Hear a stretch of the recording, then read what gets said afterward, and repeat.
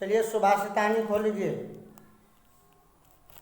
सुभाषितानी सुभाषित रत्नानी, इसके शीर्षक कार्य समझ लीजिए। सुभाषित, सु माने सुंदर, भाषित का मतलब भाषण किया गया है या बोला गया है।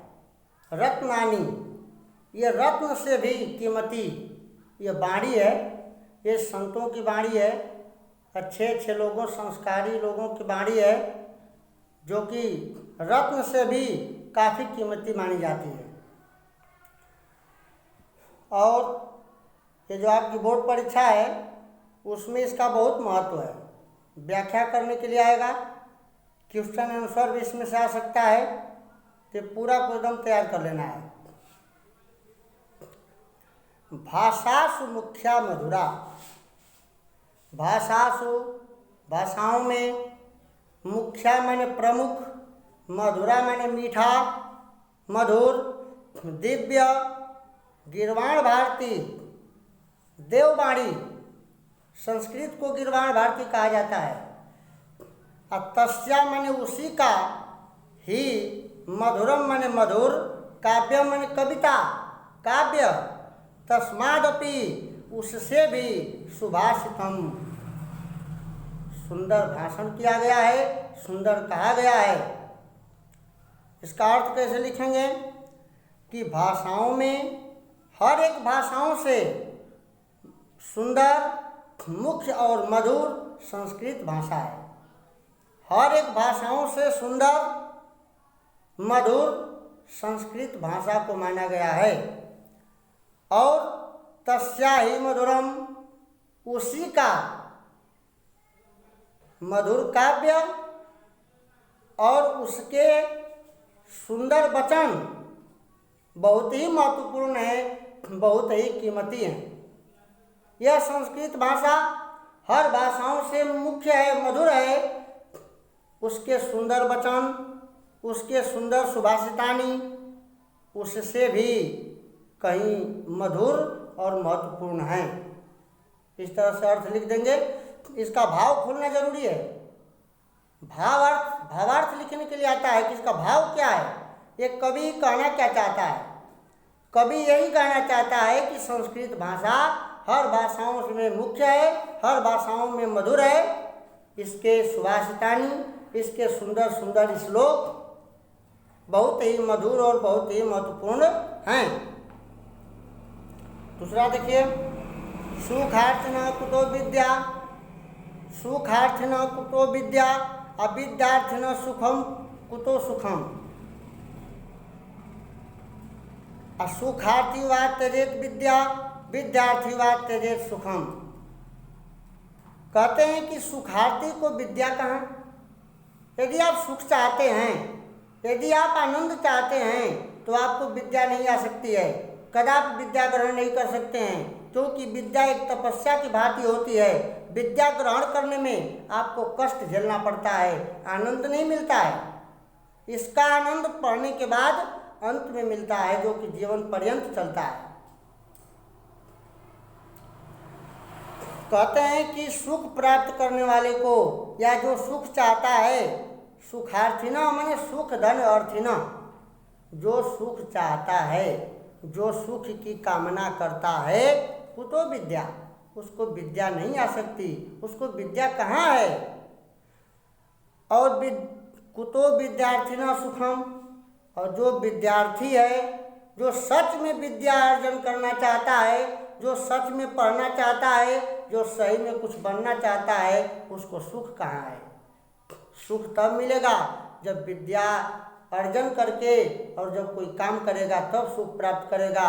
विद्या पढ़ते समय विद्यार्थी को सुख नहीं मिलता है। सुखार्थिन, सुखार्थी वा त्यजेत विद्या, सुख चाहने वाले को विद्या छोड़ देना चाहिए। और विद्यार्थी वा त्यजेत सुखम, और एक विद्यार्थी को सुख त्याग देना चाहिए। अगर आप विद्यार्थी हैं तो सुख की कामना मत कीजिए, यदि सुख चाहते हैं तो विद्या की कामना मत कीजिए। कहते हैं कि सुखार्थी को विद्या कहाँ, विद्यार्थी को सुख कहाँ। सुख चाहने वालों को विद्या त्याग देना चाहिए और विद्या चाहने वाले को सुख त्याग देना चाहिए।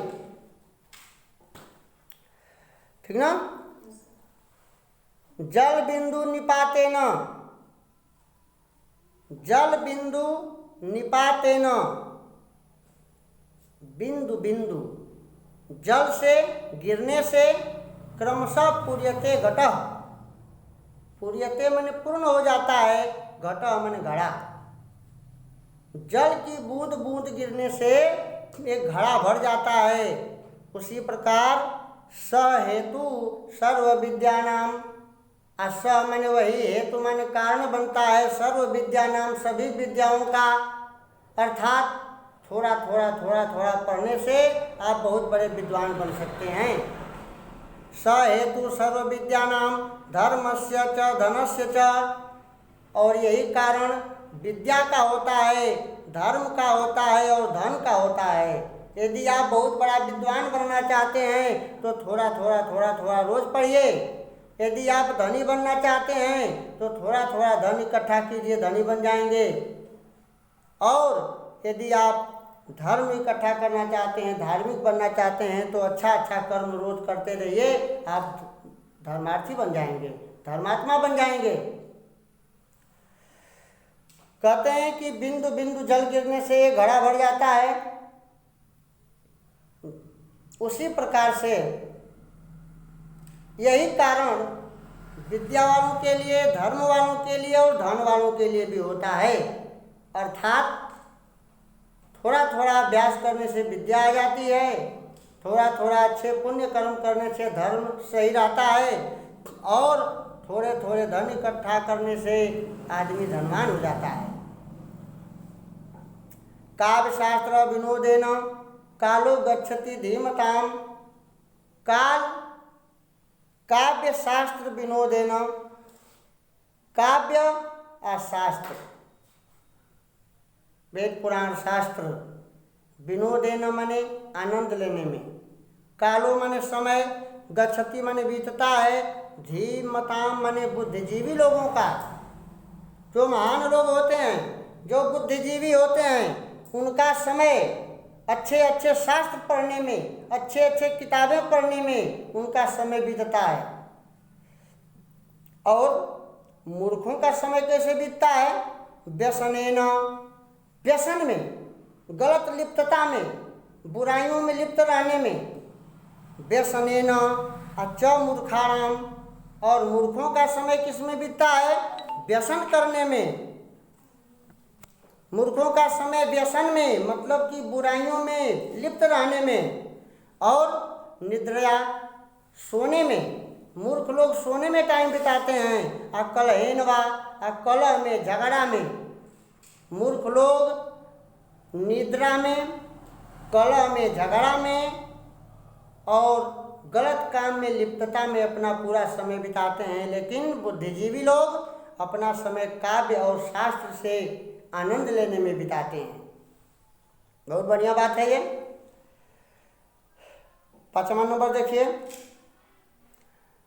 न चौरार्यम न राजहार्यम, न चोर चुरा सकता है, न चोर चुरा सकता है, न भाई बांट सकता है। न चौरार्यम न राजहार्यम, न चोर चुरा सकता है और न राजहार्यम, न राजा उसको छीन सकता है। न भ्रातृभाज्यम, न भाई बांट सकता है।